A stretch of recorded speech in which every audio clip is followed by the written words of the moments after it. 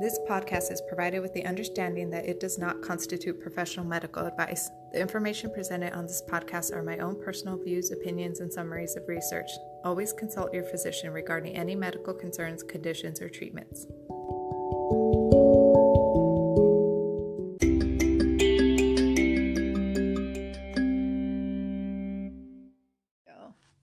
Now we're recording. Hello. Welcome to another episode of PMDD podcast. Today's a special one. I have my friend Alesha with me today. Hey y'all. And she has been so kind to want to share her story about PMDD and how she manages it, her experience with it. So I know you, but people out there don't. Would you like to give a little intro about yourself? Say a little something.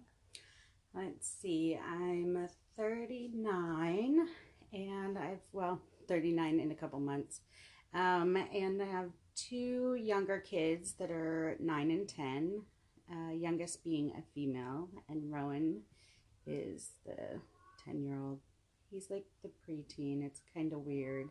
And then I have an older son that is graduating college this year. He's Wow, college already. 18. I know. I don't get to see him very much. He was with his grandparents, lives with his grandma, but it's like every time I see him, he's aged another year and he's got all these philosophies. So it's really nice to sit down and have conversations with him. Yeah. So I'm looking forward to doing that with my kids. It's a little bit different because the media ages and, Yeah. So, the conversations aren't out there as much. So it's nice that you're doing podcasts and kind of be able to open up some new ideas. Yeah, I mean, it's just another way to get information out there. There's so many ways now. There's YouTube, there's podcasts, there's technology. We're in the future. We're living in the future. At the touch of your fingers. Yes. And on demand, whenever you want it. Right. Yeah. So how about we start with your story on PMDD, like when you started to notice your symptoms, how you came to learn what it was, because you had mentioned that you weren't formally diagnosed by a doctor. Right. You self-diagnosed, right? Right. Yeah. And I'm kind of back and forth with the diagnostic of it because it is of the earliest stages of learning what is actually entails. I know we've had conversations of your experiences and kind of just trying to reflect that in my personal, as a single mom of two kids, they're 10 months apart. So you can imagine there's not a lot of time to self-reflect on what's going on with you.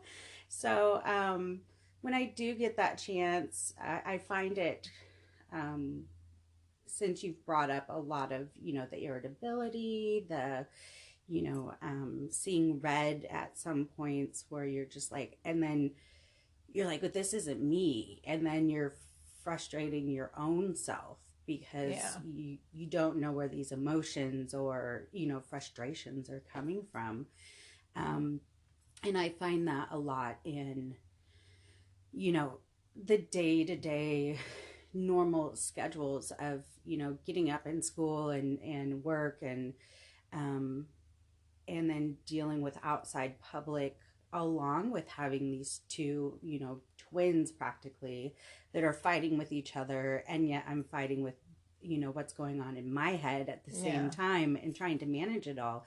So since we've had those conversations, I've really just taken time to allow myself to kind of just sit in those moments and really acknowledge what I'm feeling at that point and kind of give myself a timeout, and I've kind of taught the kids about that too, that I need a timeout. Like yes, you get a timeout, and sometimes I just need to be like, you go away, or I step away into my own room and I'm like, okay, you totally flashed on my kids. I feel like such a horrible person, or, I'm feeling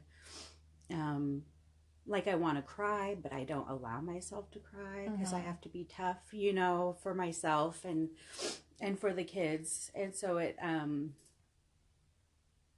I've, I think with my own self-diagnostic, it's not very physical. It's definitely emotional and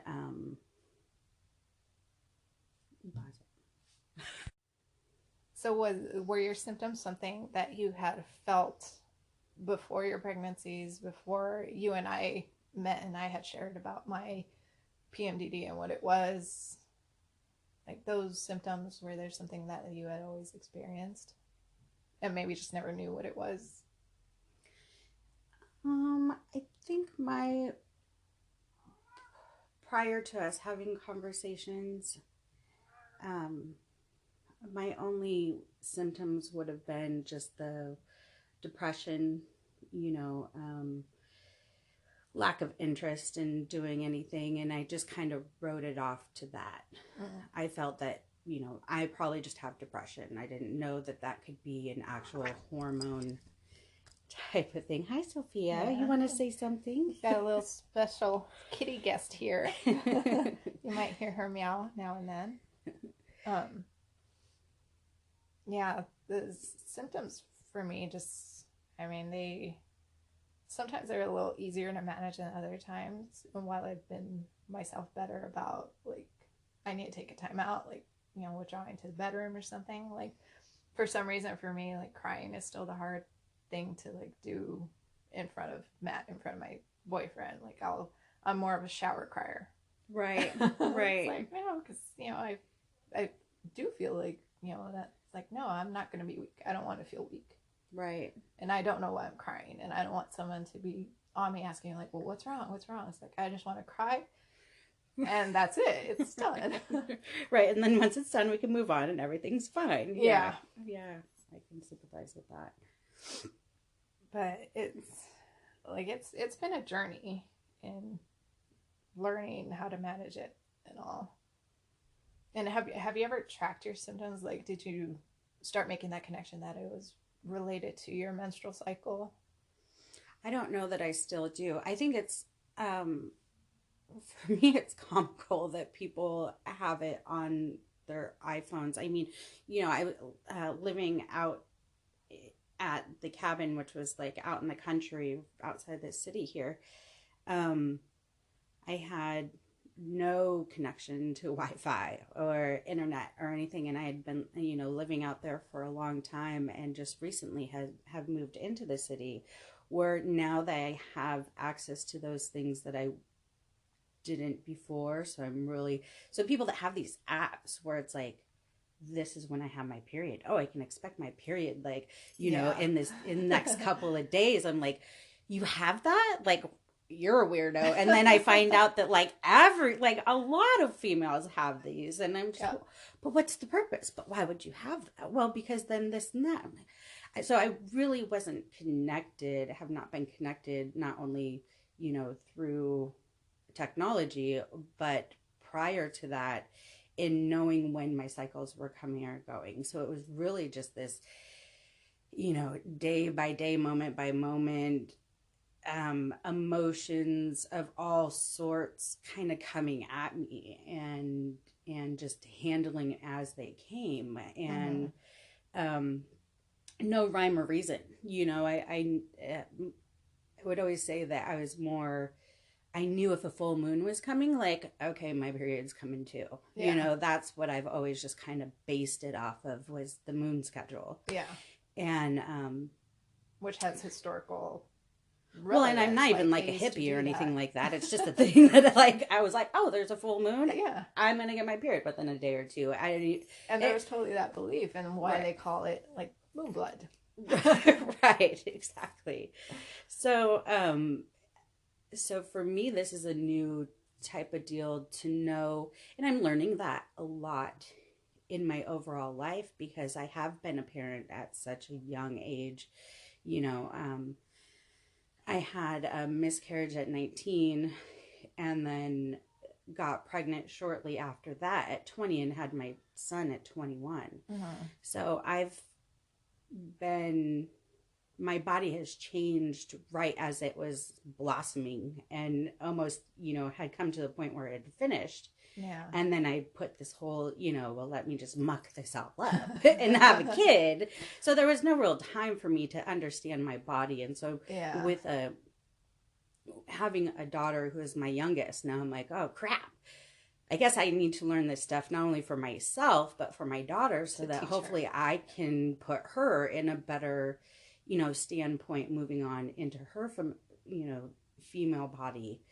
And then, all my great grandkids that I'm going to have, she can be able to pass that on. And that would be my legacy, in that area. Yeah. So, and which would be really great because talking about periods and menstruation is still like such a taboo. Like before we started recording, we were talking about it, and I shared like how my mom, the way she explained it to me was just pulling out like a book and showing me the ovulation cycle, menstruation. That was it. Right. No one ever talked about it. Never like, well, how are you feeling? What are your symptoms like? Like it was just, this is going to happen, and that's it. And now you're a woman, and so you need to like know everything your entire life right now. Yeah. Like it's all going to come to you once you go to bed with this pad on your body. Yes. Yeah. Everything's going to be great. Yeah. Yeah. And that is something like if I had a daughter that I would want to do is pass on like all this information. Like, okay, this could maybe happen. Or, if you're starting to feel these symptoms when you have your period, like let's check in. Let's talk to the doctor. Let's see, what it could be. Right. Especially since PMDD can be so, I mean, I hate to use the word debilitating, but I mean, it's debilitating for a lot of women. Right. Like they can't go outside. They're at home crying just for no damn reason, or because the tea overboiled or something. Right. Like any little thing can be a trigger. Right. Yeah, I've heard. Well, and with my daughter, it's just so much different because I've got 2 boys and then her, and it's so different. And people say that, and you were like, yeah, okay. And then when it happens to you, you're like, what the hell did I sign up for? And, she gets hangry. I couldn't imagine when the whole, she's 9, going to be 10. Can't imagine how she's going to be when it's not something like food. At least now I can just feed her. Yeah. And it's like, okay, we've calmed this beast, and it's like, if I don't have that understanding of what to expect or be able to sympathize with her in that way, or know that that's, just like if you had a kid with, autism or, some sort of diagnostic in that way, you would research it so that you could better understand the surrounding symptoms of it so that you can be more sympathetic and know like, okay, no, you're not just being a spoiled brat. Like, you're autistic. And so we can approach it in these different ways, and you would educate yourself so that you're able to actually like be supportive and not make it into a negative situation. Yeah. And there's still research being done about the correlation, like whether PMDD is genetic. From what I can remember, my mother didn't suffer from it. I don't know if my grandmother ever did or anyone else down the line, because again, like, you didn't talk about it. Right. And even asking now, I don't know if they would be able to, for one, remember. Right. And two, to admit like, yeah, I was having those issues, or I was having that. But since you're aware of it now and you know what it's like, is that something you kind of are going to plan? Well, I mean, it sounds like you're going to be on the lookout for those symptoms with her and plan on talking about it. Yeah, it's definitely, I think for me, it's more about finding the history of that. And when you'd asked me to do the podcast, I was actually sitting with my mom having our morning coffee. And I had talked to her about how she had a postpartum depression. And that, her mom had some sort of postpartum depression. And I remember hearing stories of my grandma, like, setting the house on fire. And a couple of times. Or... Yes. Like, literally setting the house on fire a couple of times. And, there was alcoholism and other byproducts of that. But there was this, you know, and she wasn't Native American, so can't say that it's from that spicy side of our family, but she had a lot of depression or craziness where they actually 5150 or like put her into a mental place and was like, okay, we need to put you on observation. And and back in those days when women would go crazy, they had so many expectations for their family to be the full support of it. And it really made me think that maybe this probably has been going on for a long time and nobody knew about it, and that it was put into this like crazy person category.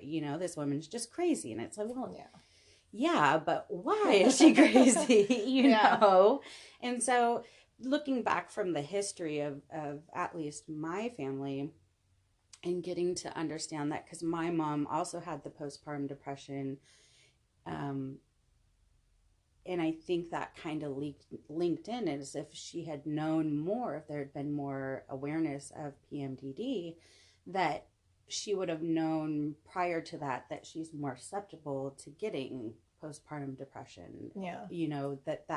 That could put a rise in that. And it's something that like the healthcare, her doctor, someone could have like monitored for or looked out for. Right. More so. Exactly. And so with my pregnancy, there wasn't much postpartum with my first baby. There was no like resistance to my children, or sadness or anything that came with that. I didn't have any of those.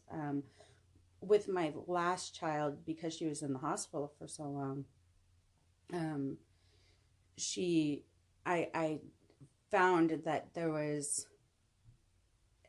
being in that state of emergency, making sure that she was okay, because she was born with omphalocele, and so she was in the hospital for a couple months, where your guts are born outside like a hernia through your umbilical cord. And so they stuffed everything back in and sewed it up, and so she was there for a little bit, and I had such like that fight or flight had kind of kicked in, that maybe that kind of dampened everything. I don't know. But it wasn't until, I would say about a year or 2 years later, to where I started to feel like the helplessness and I don't know if it was from the emergency was over and finally I was calm and I was able to feel anything, or if it was, postpartum depression or what it was. And this was, I knew was going to be my last kid. I was like, okay, 3's enough.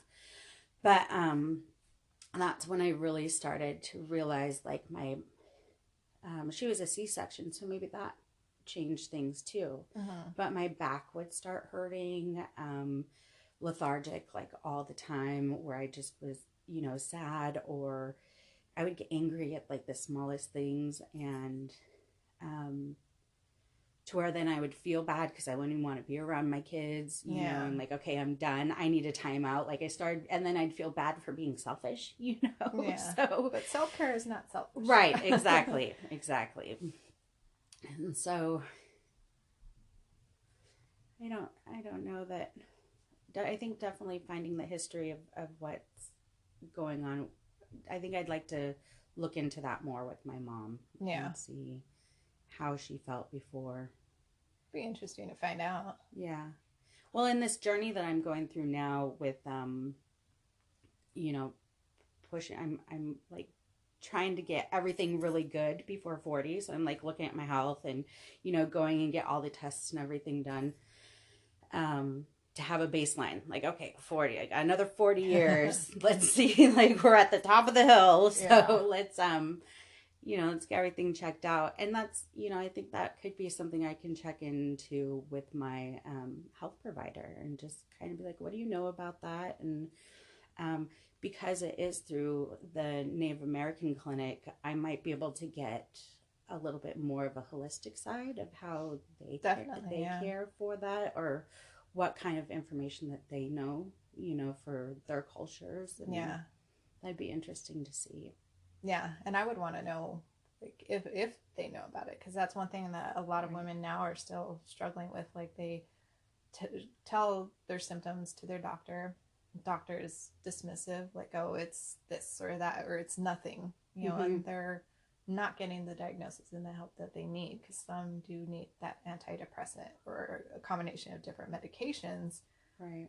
But because they can't get that diagnosis, they're kind of lost, and there's that struggle of just kind of managing it on their own or just reaching out to friends for help.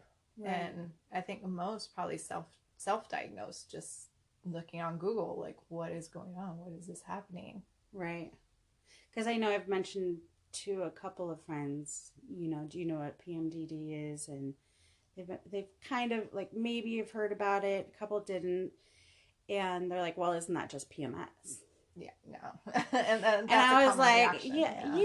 I mean, yeah, it's PMS, but it, not even being able to, like, totally have self-diagnosed, or being at the beginning of this journey to know my own self.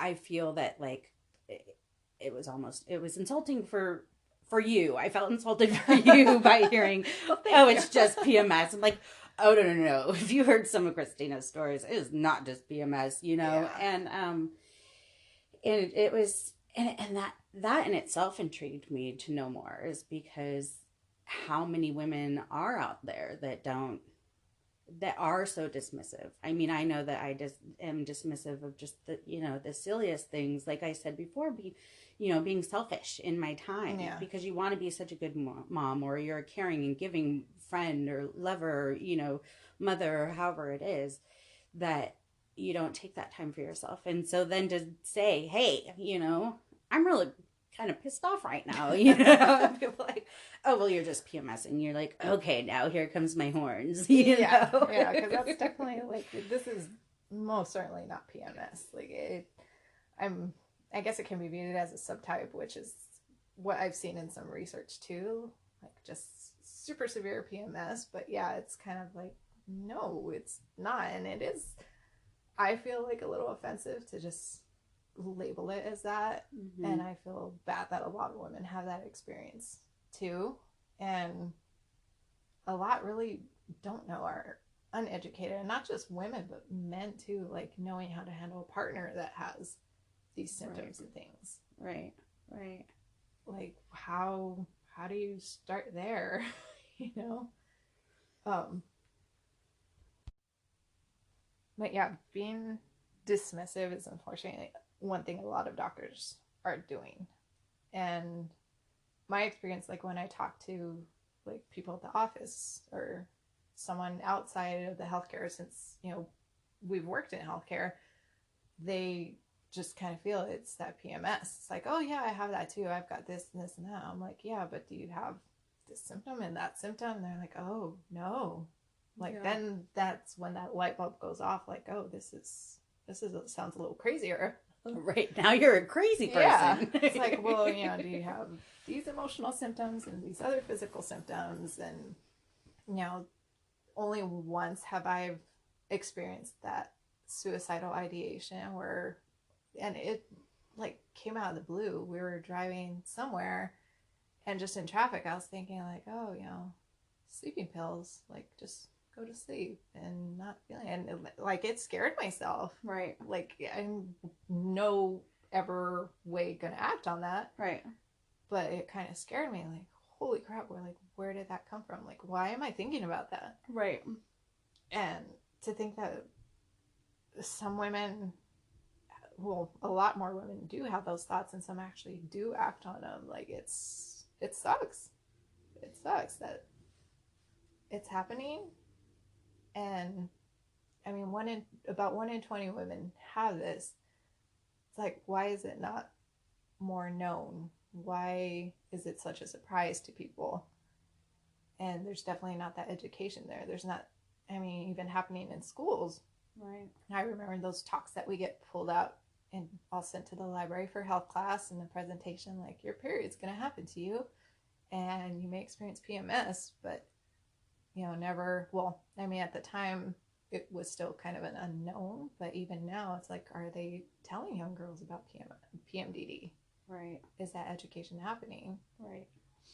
Well, I think if we can't get that information out to the adults, how are we going to be able to process that to the children? Yeah.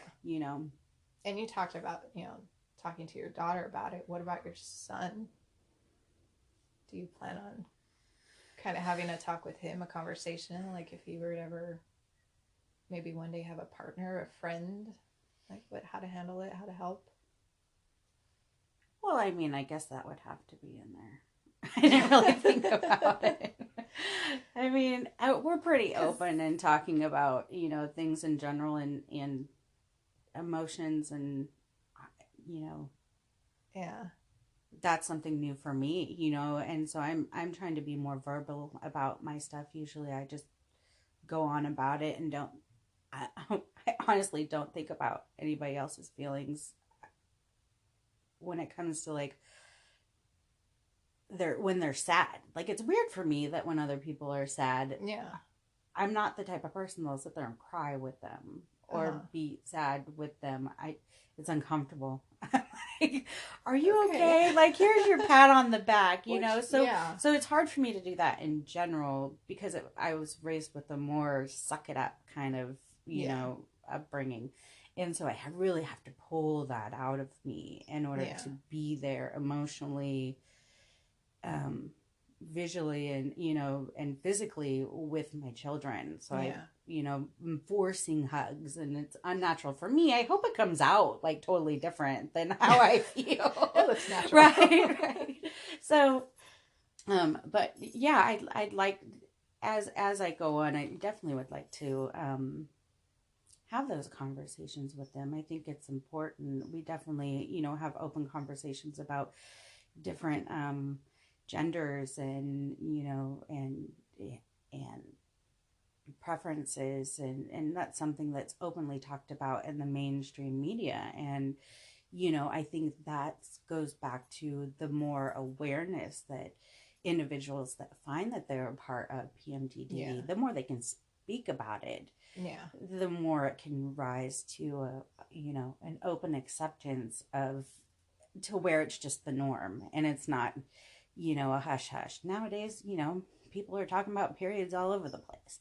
Before it wasn't, it was like you'd whisper, I'm on a period, but you're able to, people are feeling, it's like a fart. Now you can start talking about farts a little bit more, it wasn't a big, for a long time, you would be quiet about it. Like, I mean, why are people so open to talking about farting and vomiting, which is a natural thing. Right. It happens. But yet periods, it's like, oh, no, we don't talk about that. We're not going to bring that up. Right. Yeah, exactly. But I had never, like, until I really started getting into this, like, it had never crossed my mind. Like, part of the education, too, is, like, educating the males, like, the partners and family members and friends of women with PMDD. It's like, oh, yeah, they can be part of that support system. Like, Matt had never known about it till I met him. And that was one of the very first things I told him, like, before we started, like, got together, I just laid out all the cards, and that was one of the things, like, I have this thing called PMDD. Right. This is what it is. This is what I feel every month for 2 weeks. Right. And at first there was that kind of sympathy, like, oh yeah, I have felt depression too, or I felt this or that. It's like, and there's a little bit of that kind of, like, not anger, but like, no, you don't get it. Right. Like, this is what I feel every month. Right. 14 days. Like, do you realize how much time that is? And to constantly feel that, like, it's just, it can be nuts. Yeah. Like, wouldn't that be wild if men, and you know how we always say that, like, men can be like they're on their they're PMSing. What if men could get PMDD? Oh, then we would have had a pill like 20 years ago. True point. And, therapy for it. But But because I'm it's a just saying, women's problem. what if after we get this all out and we all this women start talking about PMDD and how it's this thing and we feel this thing, of course men are going to try to latch onto it. But wouldn't that be great to see that, because they were all women before, Yeah. before they became a man. True. What if PMDD is not a gender inclusive, or is like maybe it's not segregated. Yeah. Maybe it does go through men and women, and that's why it does seem like they're PMSing, because they have that PMDD. Well, they may have the PMS, but I don't think they PMDD. No way. But it would be awesome if how they have like those contraction simulators that guys try out. Oh, sure. Like test how strong they are. Right. It's like, okay, let's have you experience PMDD for a month and see how you feel. We're gonna put this PMDD on you for a good 2 weeks. Yeah. And just so you'll go through that roller coaster and you'll get bloated like you were pregnant and just your back hurts, your boobs hurt, like see how they handle it, and then it would probably be taken a little different. Virtual reality. It's like a little step further, right? And one place like where PMDD can also come out too is the workplace. Like some employers have policies in place for mental health, like taking time off and all, and this would fall under that. But some women, I think, are resistant to sharing with their employer, like, I have this is what it does, this is what I feel, sometimes I need a break, because we put that on ourselves, like, no, we have to be okay, we need to pull through, this is work, this is what I need to get done. Right. Have you ever talked with an employer about your symptoms, or, like, when you need to take a mental health day, or... Oh, well, I've talked to employers about other problems with my alcohol, and I don't think that I could see why that would be a hard thing for anybody in the lack of understanding that people have for PMDD. And the experience that I had with just asking for time off for support around my alcoholism, there was no lack. It was like, okay, well, if you're not going to be here, then, we can't guarantee your job is going to be here. And I'm not saying that every employer is going to be that way, and not to, put fear out into that. But if it's something that's that well known and talked about, and it's already been a thing, and everybody everybody knows about it, and you think that you would get the support from that, for me, it would be really hard for me to ask for that help. For, that I do have PMDD, I may need some time off. I think for me, knowing that, I'd have to find a position that would be something that would be in the forefront of my employment. This is something that goes on. This is how I struggle. These are the accommodations that I would need for that. And even now talking about that gives me anxiety, thinking that, I don't know who would want to hire somebody in that situation. I mean, if you worked from home, or if you could work from home, at home for that time. But even when you're in that state, you don't really have the capacity to do your work. Yeah. You really are just checked out, and so how do you keep an income? How do you, allow yourself to still go to work and focus and maintain without losing your sanity? Yeah. I mean, I guess that's when you find a good friend that you can, vent to, but, and get that support. Yeah. And just being able to tap into that at any time during the day in order to release some of that steam so you don't blow, Yeah. Because I mean, I would like to hear your experience, like when you're feeling those symptoms and you are at work, like how you deal with them, how do you manage? Like me, when I'm having brain fog, like that, for some reason, that seemed to be like the more predominant symptom for me last month. Like just not being able to think of simple words or like being able to focus on a task, like just totally like this haze. Right. Like even now I kind of spaced out because like maybe it's happening again because I'm due maybe for I need it another soon. cookie. Yeah. I know coming up on my PMDD weeks. But you kind of have to look at that like, well, do I tough it out because this is my job, this is what I need to do? Or do I say like I need a break because the quality of my work is not going to be great if I stay with this frame of mind? Right.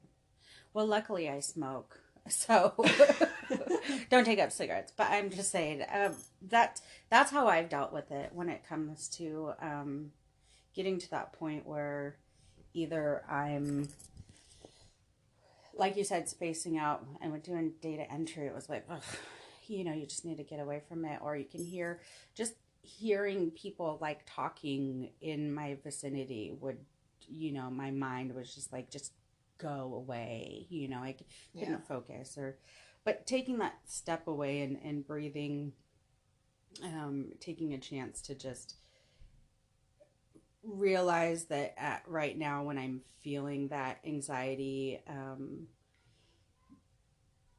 breathing exercises, I mean, that's really what just gets me to calm down. I tend, which isn't good habit, I like a whole bunch of bad habits you're bringing up here. Facebook, Instagram, looking at different pictures where I can just kind of look and be in that space, you know, and just be like, okay, look, I'm looking at this really pretty tree or this flower and everything's great. And then I can kind of go back to where I was, you know. It's funny you bring that up because that recently came up on a webinar that I listened to, watched, I think it was last week with this organization with IMPD or IMPM. Yeah, I'm blanking. See, it's happening. I'm blanking on the acronym. That's good coffee, I'm telling you. They were talking about like how use of internet and like social media kind of goes up during that time. It's like, and is that wise? Maybe we just need that place to like zone out, not think about it, just kind of like find that zen. Right. But is that avoidance then? Yeah, are you not addressing the problem? Are you allowing these people to continue like control your you know, aggregatory buttons? You know, it's not really better. I don't know.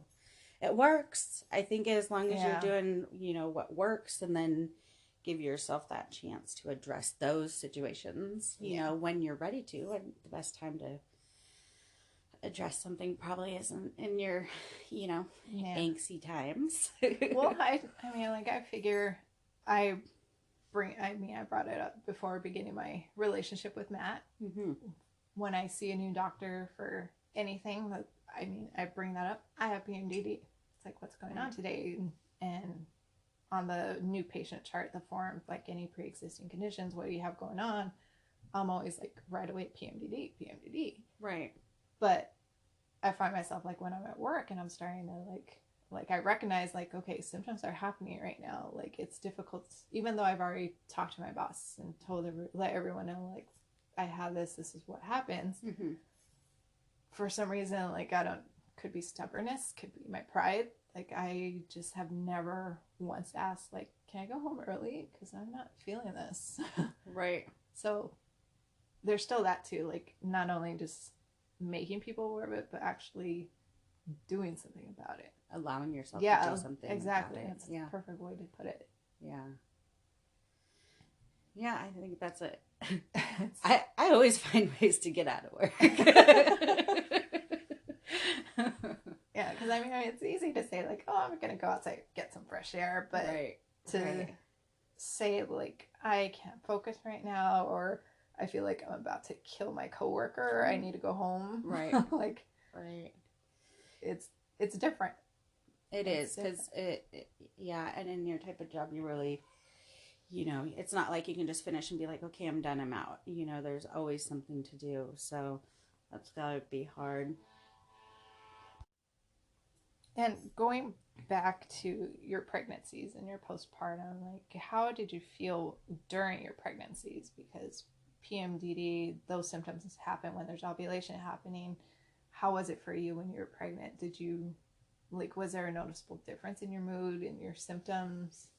Oh, for sure. When I loved being pregnant. I even looked into you know, having kids for other people. Oh, surrogacy. Yeah, I really loved it. I felt beautiful.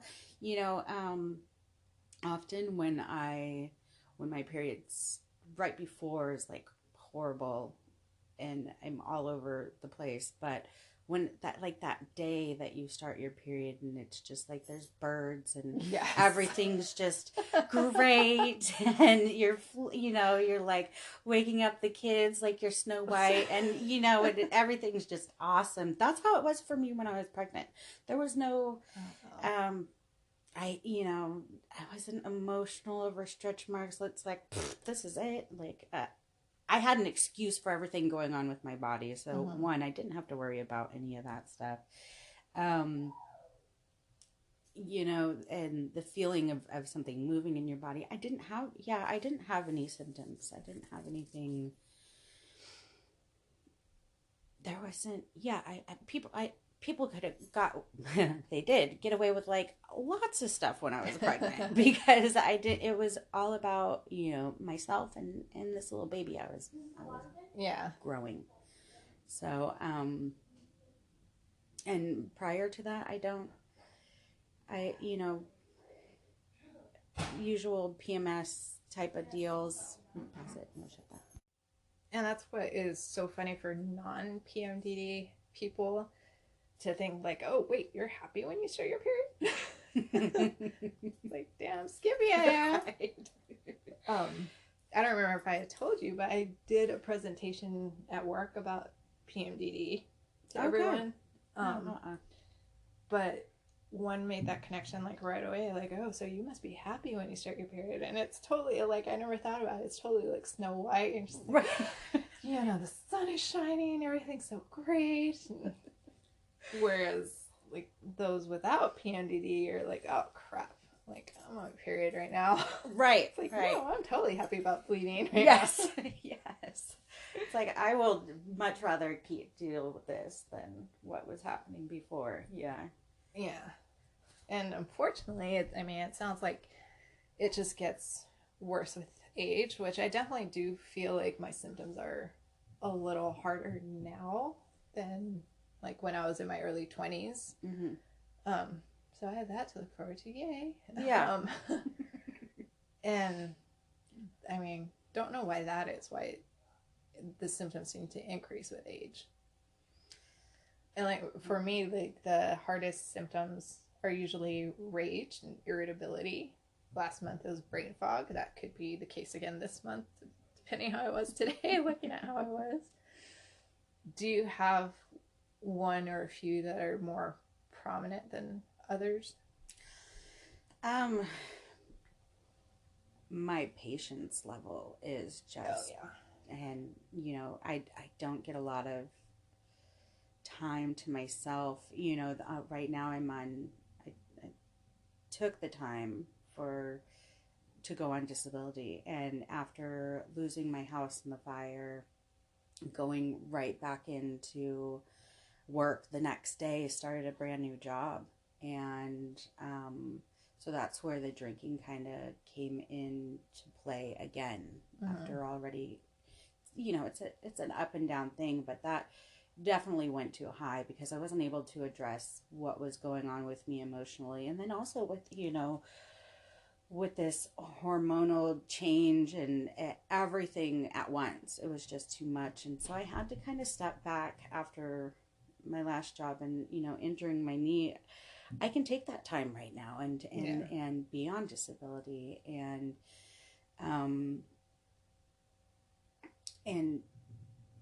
realize what is kind of that ticks me off. And with that time, when I'm with my kids, I'm not so irritable because I'm allowing myself that time right now and to find tools and ways for me to manage this, because I want to go back to work. I'm bored, but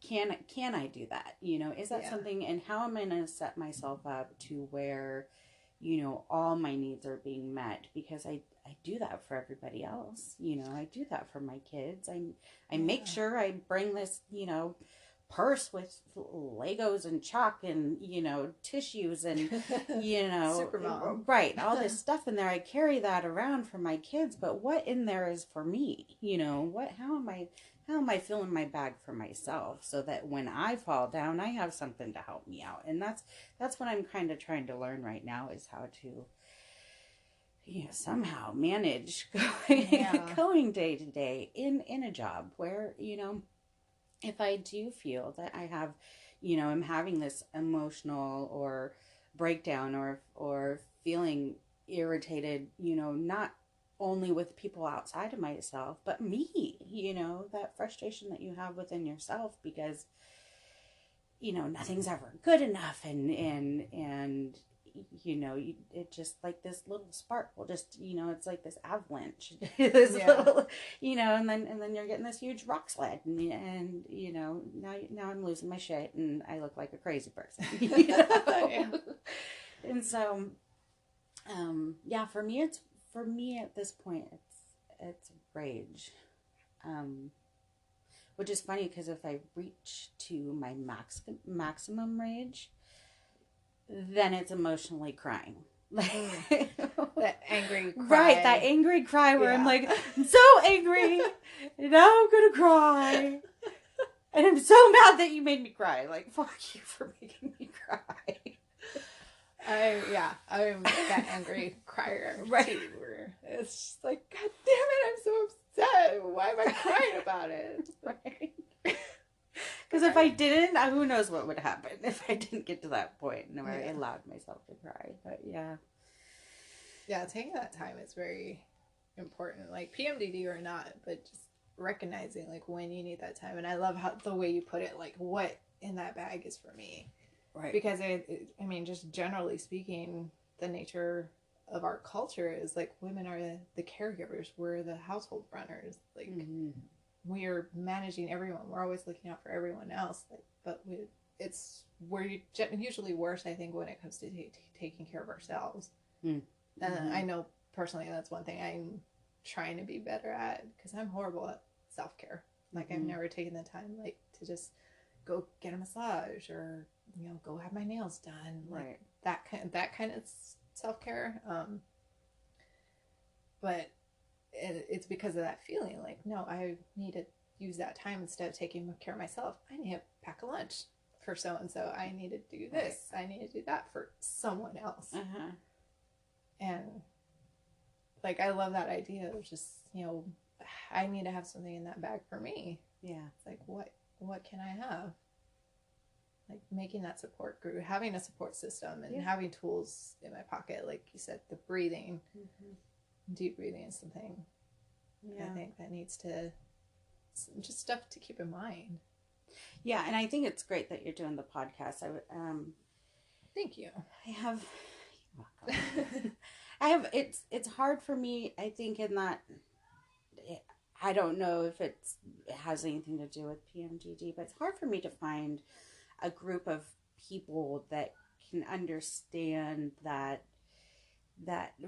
roller coaster, with the lack of better words, of emotional and intellectual and this balance, and to find other women to really connect in that level.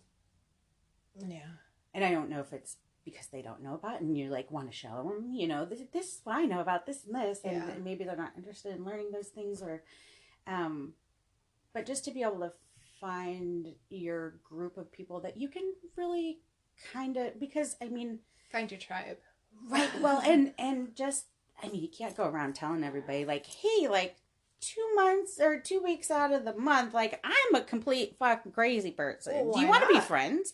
Right. Why not? Why not? Because you understand it. You know who you are. Yeah. And but when those that don't understand, you're educating them. Right. Exactly. And bring that out. Exactly. And so I think that's what's been hard to, when you start meeting these people, you're like, I may be a little bit crazy, because they find out on their own. I mean, it's not something that you can hide. Yeah, most Most notice.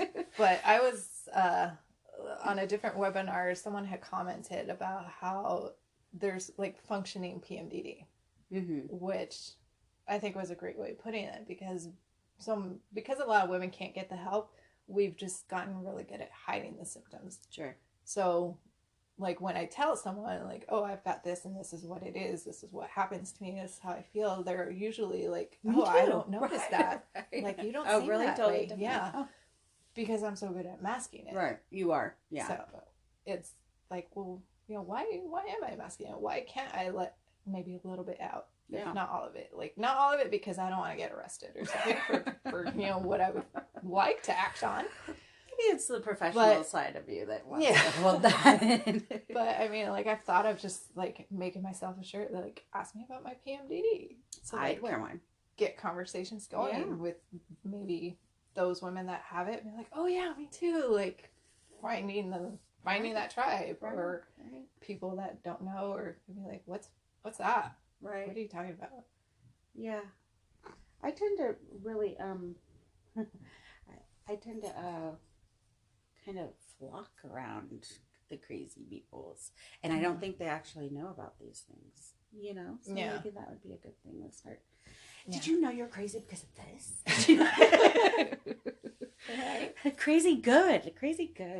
Well, I need to get you connected to like all these other PMDD outlets, because until I started doing this podcast, like, I had no idea there were Facebook groups for this, and like all these wonderful women on Instagram and Twitter that know what it's like. Because there's one thing to tell people and they think they know, but they don't really know, right? Unless like you're going through it, you've had it, whatever.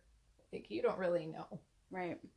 And like, it's been amazing finding these women who have like seen their stories too, like what they go through, and like it kind of gives that self-check too, like, well, wait, why am I trying that? Or like, maybe whether it's ways to take a break or to find that outlet to put those emotions into, it's like, oh, I should try that. Or this person having that same kind of rage issue, right? Like, there's some comfort in finding others that are going exactly. Yes. Thing. Yeah, that's very important. Well, yeah, I'd like to be. Send me the links. Yeah. Well, one thing I did recently on Twitter and Instagram, I had done a contest to give away a Kindle code for this PMDD book that I have, which I should totally let you borrow. Sure. It was awesome. I've got a few of them. Cool. But one thing I was asking is, like, if you had to describe PMDD in one word, what would that be? And I think that would be kind of like a nice way to wrap this up. It's like, what would be your one word to describe it?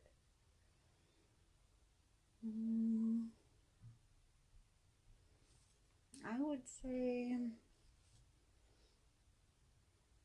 at this point,